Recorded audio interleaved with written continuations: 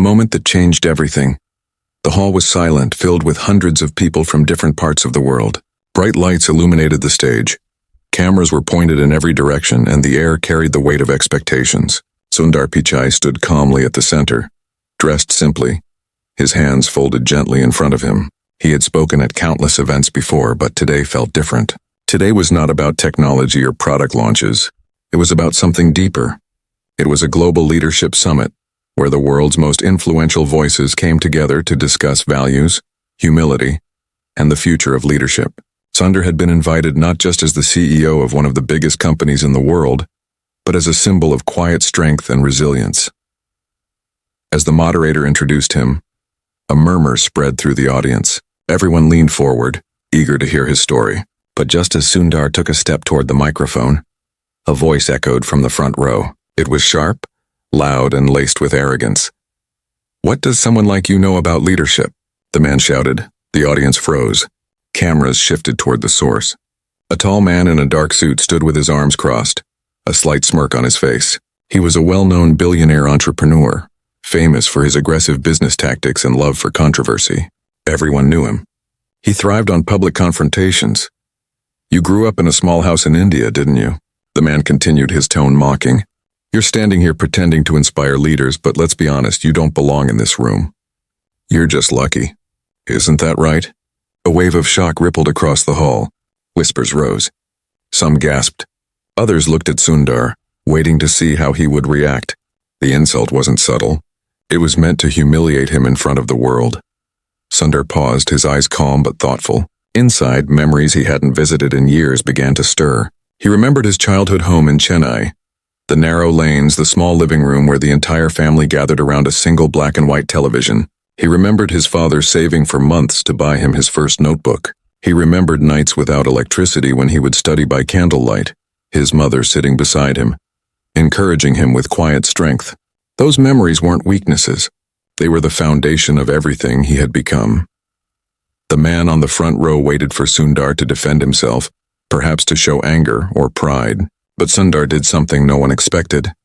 He smiled, not a forced, nervous smile, but a calm, knowing one. He stepped up to the microphone and began softly. "When I was a boy, my father brought home a rotary phone. It was our family's first. I remember being fascinated by how it worked. I wasn't born into wealth or power, but I was born into a family that taught me the value of curiosity, humility, and perseverance. Those values are what shaped me, not luck." The hall grew quiet. His voice wasn't loud, but it carried strength. "Leadership," he continued, "is not about where you start. It's about how you treat people when no one is watching. It's about listening when others talk, staying calm when others shout, and standing firm when the world tries to push you down." The audience leaned in closer, captivated by his calmness. But the man wasn't done. "Nice speech," the man sneered, "but you still didn't answer. What makes you think you deserve to stand here?" The tone shifted. It wasn't just arrogance now. It was personal. Sundar could feel the eyes of the crowd fixed on him. Many were expecting him to finally strike back. Others thought he might ignore the insult and move on. But Sundar took a slow breath and did something that surprised everyone.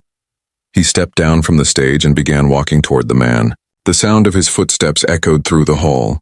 Camera lenses zoomed in, capturing every detail. The man's confident smirk faltered slightly as Sundar approached. He stopped just a few feet away, maintaining eye contact, his voice still soft but unwavering. "May I sit with you for a moment?" Sundar asked. The hall gasped. No one had expected that. The man hesitated, then gave a short, mocking laugh. "Sure," he said, leaning back in his chair. Sundar sat beside him, facing the crowd together. "I want to tell you something," Sundar began. "When I was in college, I once felt like I didn't belong. Everyone around me seemed smarter, richer, more confident. I almost gave up. But then, someone told me something that stayed with me forever. You don't have to come from greatness to achieve it. You just have to keep showing up with honesty and heart." The audience was completely silent now. Even the man beside him shifted uncomfortably. "So when you ask me why I deserve to be here," Sundar said gently, "the answer is simple. I'm here because I kept showing up." Those words hung in the air like a quiet thunder. They weren't shouted, but they struck deep. The man looked away for a moment, his confidence cracking. The moderator, sensing the intensity, stepped in. "Thank you, Sundar," she said softly, but the moment wasn't over. Sundar stood again, slowly walking back to the stage. And to everyone here, Sundar added, never let someone else decide where you belong. Respect is earned not by loud voices but by consistent actions. Humility is not weakness. It is strength under control. The crowd erupted in applause. Many stood to their feet, moved by the unexpected grace he had shown. The man who had insulted him sat silently, his earlier arrogance fading into something more complex, perhaps discomfort, perhaps reflection. But what no one knew was that this confrontation was only the beginning. Behind that man's public mockery lay a series of hidden motives and events that would soon pull Sundar into a deeper challenge than he had faced in years. Something was about to unfold that would test not just his patience but his very principles. As the applause echoed and Sundar looked out at the crowd, a single glance from the man told him this wasn't over. It was just the start of something unexpected. The quiet storm begins. The applause slowly faded, but the tension left behind lingered like an invisible fog. Sundar returned backstage where organizers and assistants hurried around, their faces still glowing with excitement after his powerful response. Some patted him on the shoulder, whispering words of admiration. Others were still wide-eyed, replaying the moment in their heads. Sundar smiled politely, but inside his mind was already alert. Something about the man's behavior on stage felt deliberate, not impulsive. It was too calculated, too perfectly timed. As he removed his microphone and sat in the quiet of the green room, his assistant Anita walked in, holding a tablet. She looked uneasy. "Sir," she said softly, handing it to him, "you should see this." The screen showed a live stream of the event replay, but the comments section was exploding. The clip of the confrontation had already gone viral. Hashtags were trending. Some praised Sundar's calmness and humility, calling him an example of true leadership. Others twisted his words, accusing him of being evasive, claiming he avoided a real answer. More concerning, however, was a particular thread. It came from the man who had insulted him, Rakesh Varma, a powerful tech mogul with a massive following. His post read, "Leaders should have more than just stories. They should have results. Some people mistake luck for leadership. Truth hurts." Within minutes, thousands of comments flooded in, many defending Sundar, but a noticeable number echoing Rakesh's sentiment, fanning the flames of division. Anita glanced at him nervously. "He's not just talking, sir. He's shaping a narrative." Sundar nodded slowly. He understood media power well. One sharp sentence could spread faster than any thoughtful speech. Rakesh wasn't trying to embarrass him for personal satisfaction. He was starting something. Later that evening, as the sun dipped low over the city, Sundar sat by the hotel window, sipping tea and looking out at the lights below. He had faced public criticism before, but this felt different. Rakesh had a reputation for challenging and undermining people who didn't fit his vision of success. Several promising entrepreneurs had been crushed by his public campaigns. Sundar wasn't worried for his own reputation, but he felt uneasy about the tone this was setting. Leadership wasn't meant to be a battlefield of egos, but that's exactly what Rakesh thrived on. His phone buzzed. It was a message from an old friend, Ravi, who had known both Sundar and Rakesh back in their university days. "Be careful," the message read. "He's not just doing this for attention. He's preparing something bigger. Don't underestimate him." Sundar stared at the message for a long time, memories flickering like distant lanterns. Rakesh had always been competitive, but back then it was mostly academic. Now, years later, his ambitions had grown sharper. The next day, Sundar was scheduled to speak at a closed-door panel with several world leaders, industry experts, and young innovators. As he entered the elegant conference room, his calm presence filled the space, but his eyes caught something unusual. Rakesh was seated at the far end of the table, invited as a guest panelist at the last moment. The organizers whispered that he had offered to sponsor part of the summit, giving him unexpected influence. The discussion began smoothly with talks about ethical technology, education, and leadership in changing times. Sundar spoke thoughtfully, focusing on stories of resilience and the importance of shared progress. But halfway through, Rakesh leaned forward, his voice cutting through the discussion like a cold blade. "You speak beautifully about humility," he said, looking directly at Sundar. "But do you truly believe humility can lead in a world driven by competition and power?" The room fell silent again. Everyone waited for Sundar's response. This time Rakesh wasn't shouting. His question was quieter, more strategic. designed to corner him intellectually rather than emotionally. Sundar paused, his eyes scanning the faces around the table. He saw young students, diplomats, executives, all looking for guidance. He leaned slightly forward and replied in a steady, almost conversational tone. Humility doesn't mean stepping back. It means stepping forward with respect for others. Competition without empathy destroys, but competition with respect builds a future where everyone has a chance to rise. Rakesh tilted his head slightly, as if studying him. Then, with a faint smile that didn't reach his eyes, he said, "Let's see if the world agrees with you." After the session ended, as Sundar exited the building, a crowd of journalists surrounded him. Questions were shouted from every direction, most of them about his clash with Rakesh. Headlines were already forming. What should have been a summit about shared values was now becoming a personal rivalry in the public eye. As he got into the car, Sundar took a deep breath. He didn't want this to turn into a spectacle. But sometimes storms rise not because we invite them, but because others build them around us.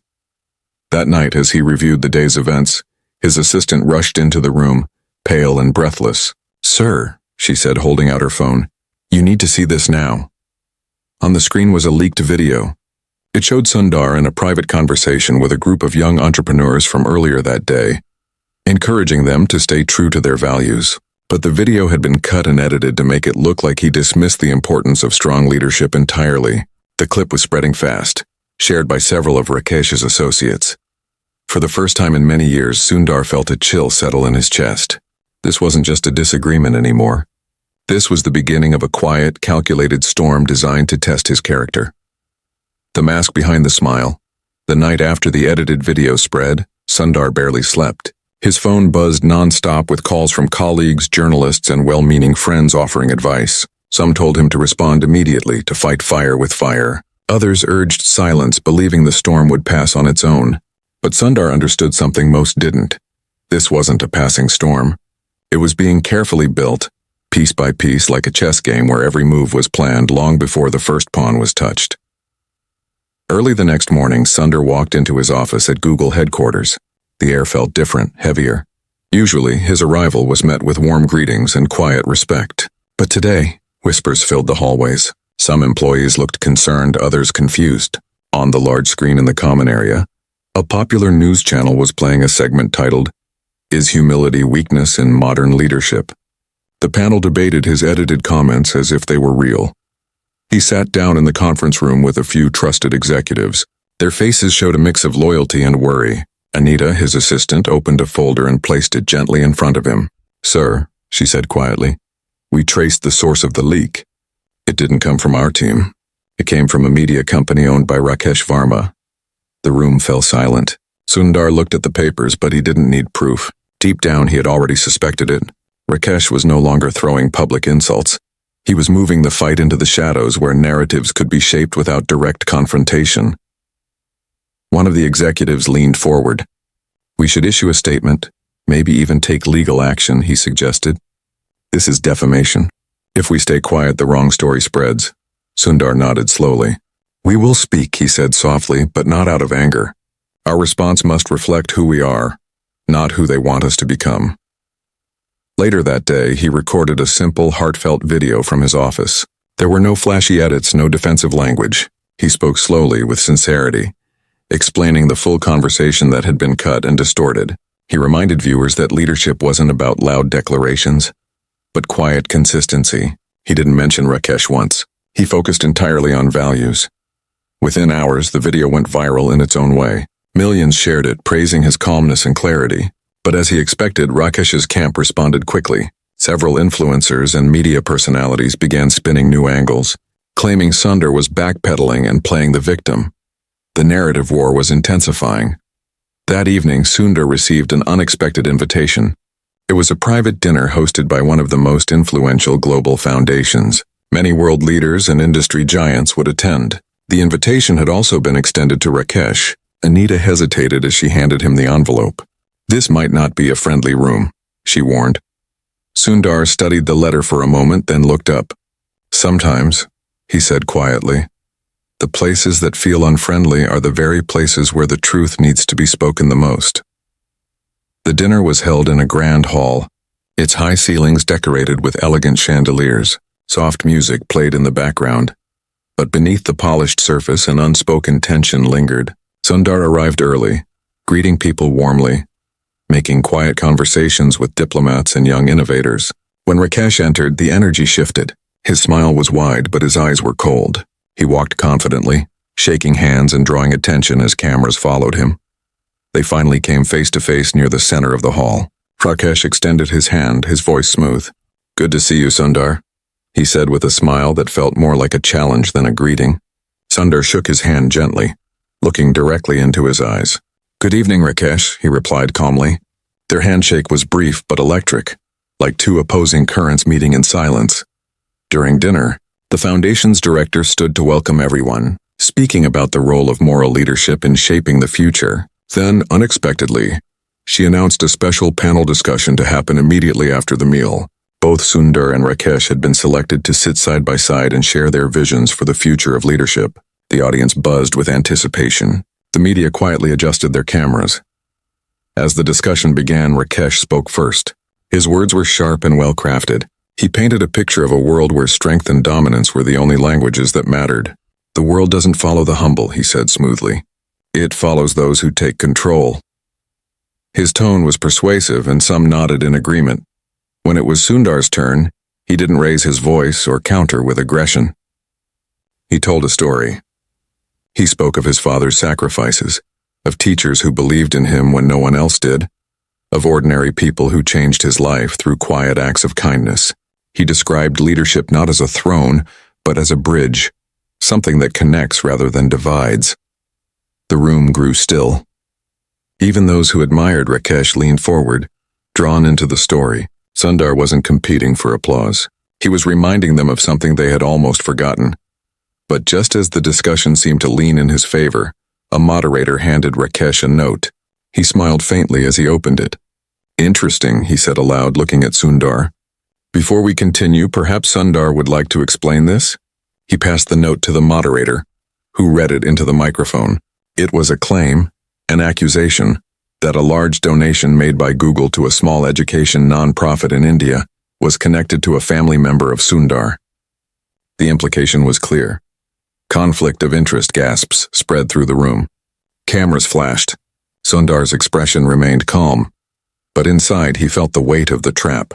Rakesh wasn't just challenging his ideas now. He was aiming to stain his integrity. As dozens of eyes turned toward him, waiting for his response, Sundar knew this was no longer just about words. This was about trust, and the next thing he said could change everything. The weight of silence. The room had gone so quiet that even the soft hum of the chandelier lights felt loud. Hundreds of eyes were fixed on Sundar, waiting for his response to the sudden accusation. Rakesh leaned back in his chair with that same practiced, confident smile, like a man who had just played the perfect move in a game he had already decided he would win. The note in the moderator's hand fluttered slightly as if mirroring the tension in the air. Sundar took a slow breath and rose from his seat. He didn't rush. He didn't frown. He simply stood tall, letting the silence stretch for a few seconds longer than anyone expected. It wasn't hesitation, it was control. "Thank you for bringing this up," he began softly, his voice steady. "The organization mentioned in that note is called Bright Minds Foundation. It was founded nearly 15 years ago in a rural part of India. They build schools and fund education for children who otherwise wouldn't have a chance." He paused briefly, letting the weight of his words settle.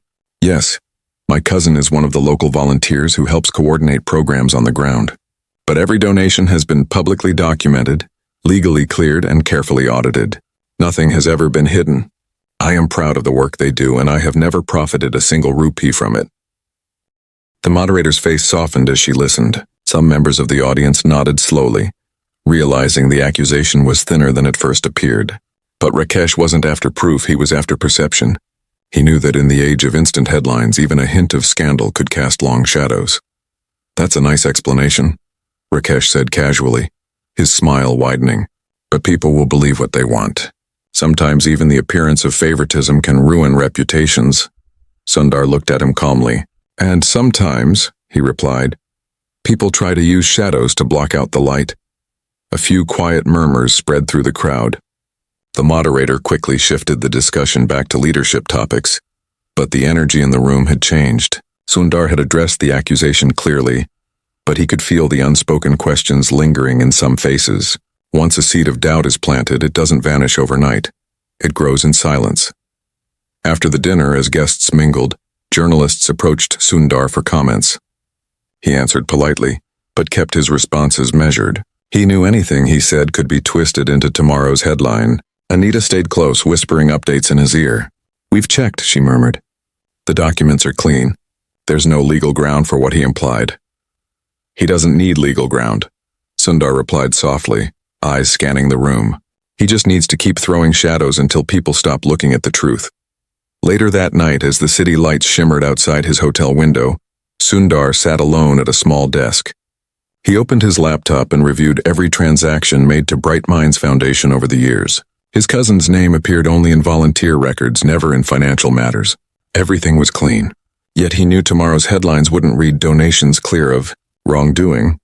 They would read questions raised about donation links.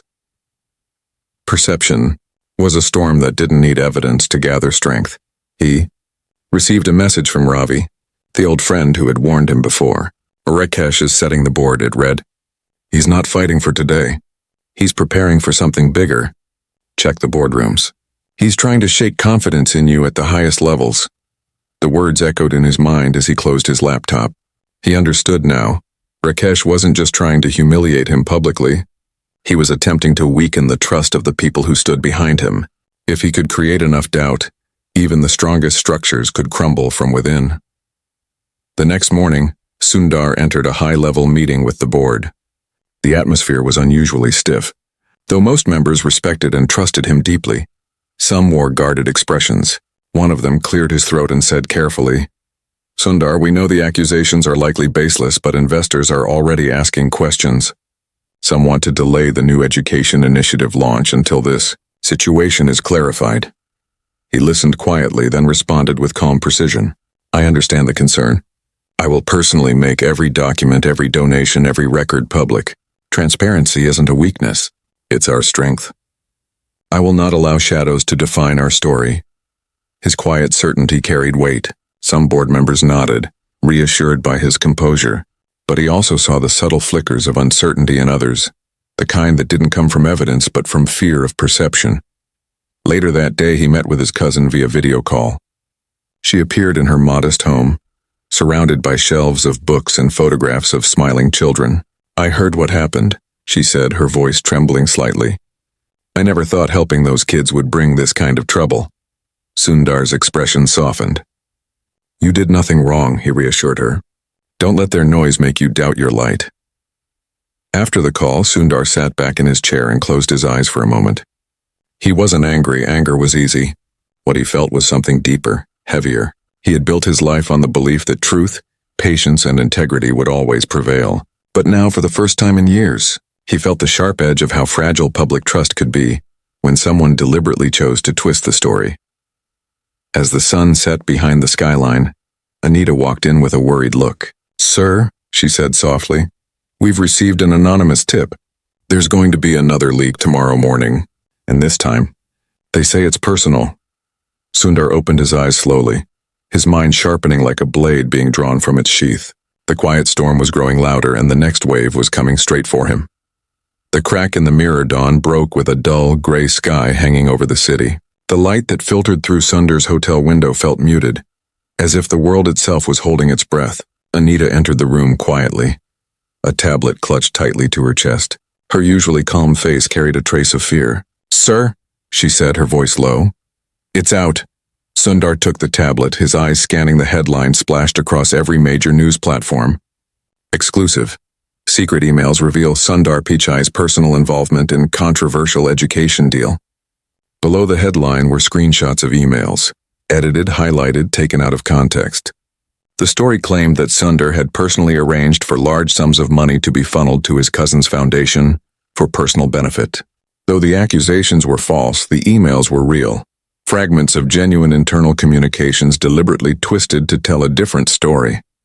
He scrolled slowly, noting the strategic way each line had been clipped. Messages about expanding education programs had been reframed as evidence of self-interest. Team discussions about transparency were painted as cover-ups. And then, buried deep in the article, came the real blow. A leaked private email in which Sundar had written to a close friend years ago, expressing his exhaustion with constant scrutiny. Sometimes, he had written in a moment of honesty, I feel like people don't see me anymore. Just the position I hold. The article framed this as proof of emotional instability and weakness. For the first time since this storm began, Sundar felt a sting.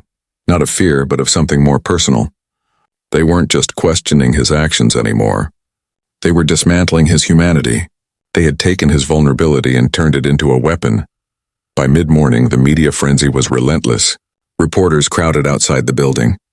Hashtags like Pichai and the hidden emails were trending globally. Commentators who had never met him spoke with certainty about his intentions.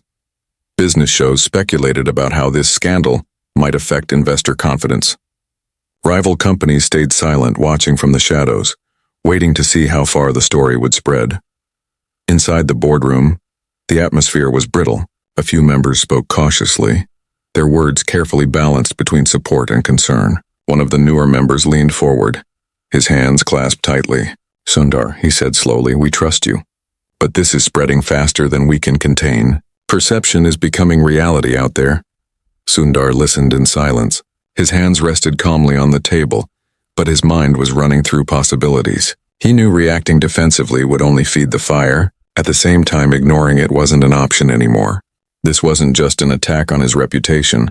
It was an attempt to shake the very ground beneath him. Later that day, he decided to address the public directly. Not through polished press releases, but face-to-face. A press conference was arranged on short notice. Journalists packed the hall, their cameras flashing, microphones raised like a forest of antennas reaching for his every word. When Sundar stepped up to the podium, he didn't look like a man under attack. He looked steady, thoughtful, almost serene. The emails you've seen are real. He began slowly, his voice calm. But what you've been told about them is not. He explained the full context of each message, revealing the original conversations in their entirety. He shared the timelines, the legal clearances, the independent audits. He spoke openly about the personal email that had been twisted, acknowledging his humanity without shame. Yes, there are moments when I feel the weight of this role, he said softly, because leadership is not about being untouchable. It's about carrying responsibility even when it's heavy. His honesty created a ripple in the room. Some journalists lowered their pens, visibly moved by the vulnerability he refused to hide. But he also knew honesty alone might not stop a storm designed to destroy. As he concluded, he added, truth does not always shout. Sometimes it stands quietly and waits for the noise to fade. When the press conference ended, Anita approached him. Sir, she whispered, there's something you should know. One of our cybersecurity analysts found a digital signature in the leaked files. It matches one of Rakesh's private contractors. A deep, quiet stillness filled the air between them. Sundar didn't smile, didn't speak right away. He simply absorbed the information like a stone sinking into still water. Rakesh had crossed from shaping narratives to fabricating evidence. This was no longer a public debate. It was a deliberate sabotage campaign. That night, Sundar met with a small, trusted group of advisors. Around the table were people who had stood with him through years of challenges. They discussed options, legal action, digital countermeasures, public investigations. Some argued for an aggressive strategy, to expose Rakesh's network and fight back with equal force. Others urged caution, warning that a frontal attack could escalate the situation and make Sundar look vengeful. He listened carefully to every voice, then finally spoke. This isn't just about me, he said quietly. It's about what we stand for. If we fight lies with lies, we lose something greater than reputation. We lose our soul. Anita looked at him, her eyes reflecting both worry and admiration. But we can't stay quiet forever, she said softly. He nodded. No, he replied, we can't, but when we speak, it must be with clarity, not anger. We will bring the truth to light, but on our terms, not his. As midnight approached, Sundar stood alone on the balcony overlooking the city. The storm outside was loud now, headlines, opinions, whispers in corridors. But inside he felt a strange calm. He understood the power of patience, but he also understood the cost of silence. Tomorrow would mark a turning point. The quiet storm had reached its peak. What came next would decide not just his fate, but the integrity of everything he represented. The light through the cracks the next morning began not with noise, but with stillness. The city was slowly waking up, headlines still swirling like restless winds, but inside Sundar's office, there was a sense of measured preparation. Anita entered quietly, carrying a stack of folders and a determined look in her eyes. "Everything is ready," she said. "We have the evidence, the timeline, the legal clearances, and the cybersecurity report." "All of it," Sundar nodded slowly. His eyes were calm, but beneath that calmness was a quiet resolve that hadn't been visible before. This wasn't the same man who had responded to insults with a gentle smile. This was someone who had been tested, cornered, misrepresented, and had chosen to respond with truth, not vengeance. By midday, a special global forum had been arranged. It wasn't a traditional press conference. It was a live-streamed session, hosted by an independent investigative foundation, known for its credibility and neutral stance. Sundar had personally reached out to them, choosing transparency over corporate control. This was his stage now, not for defense but for illumination. As the cameras went live, millions tuned in. Journalists, investors, employees, students, critics, and supporters from around the world filled the virtual space. Sundar stepped onto the stage wearing a simple dark suit. No flashy backdrop behind him, just a single large screen. "Over the past weeks," he began, his voice steady and warm, "stories have been told about me. Some of them contain fragments of truth wrapped in shadows. Others were built entirely out of those shadows. Today I want to bring everything into the light, not through slogans or sound bites, but through facts, context, and honesty." He began methodically, laying out the timeline of donations to the Bright Minds Foundation. Every transaction was shown publicly, each one accompanied by independent audits and legal confirmations. He invited third-party investigators to speak live, confirming that no personal financial gain had ever occurred. Then he moved on to the leaked emails. The original conversations were displayed in full, unedited form, revealing how carefully words had been twisted to build a false narrative. Then came the most powerful moment. The cybersecurity analyst took the stage and presented undeniable digital proof that the fabricated files and doctored leaks originated from a contractor directly linked to Rakesh Varma's private media firm. The evidence was clear, time-stamped, and traceable. The reaction online was immediate and explosive. Social media feeds that had been filled with accusations began shifting. Hashtags that had once trended against him were now replaced with phrases like, "Truth prevails" and "the full story." Respected journalists began retracting earlier speculative headlines. Prominent figures who had remained silent finally spoke in support, acknowledging the deliberate manipulation that had taken place. As the evidence was presented, Sundar didn't speak much. He stood quietly, letting the truth do the work. When it was his turn to close, he stepped forward slowly. "When someone throws shadows," he said softly, "you have two choices. You can spend your life trying to fight the darkness, or you can build a light so strong that the shadows disappear on their own." The hall erupted in applause, not the forced kind that follows a polished speech, but the deep, sustained kind that rises from people who have witnessed something real. For weeks his character had been tested. Now truth had stood firm, not through rage or retaliation, but through patience, clarity, and transparency. But even as the applause faded, Sundar knew the story wasn't over. That evening, as he prepared to leave, Anita approached with her phone. "Sir," she said carefully, "Rakesh just released a statement. He's denying everything. He claims he's being framed." Sundar smiled faintly, not out of arrogance, but out of understanding. "Of course he is," he said. "Truth doesn't always silence those who fear it. Sometimes it simply exposes them." Behind the scenes, legal teams were already moving. International investigators opened inquiries into the contractor's role, and several of Rakesh's media allies began quietly distancing themselves. The fortress he had built on manipulation was beginning to crack from within. Later that night, Sundar stood alone at the rooftop terrace overlooking the glowing city. The storm had not vanished overnight, but it had changed. What was once a cloud of accusations had become a sky with cracks of light breaking through. He thought of his father's words from years ago, when he was just a young boy in Chennai. "Truth walks slowly, but it never stops walking." He whispered those words to himself now, not as a line of comfort, but as a reminder of why he had chosen this path. Leadership wasn't about winning arguments. It was about standing firm when the world tried to shake your foundation. Somewhere in the city, Rakesh was surely plotting his next move. But Sundar no longer felt the weight of fear. He felt steady. The truth had found its voice, and he had found his strength again. Not through power, but through resilience. The night breeze carried the faint sound of distant traffic. But inside Sundar's heart there was silence. Not the silence of defeat, but the silence of peace after a storm.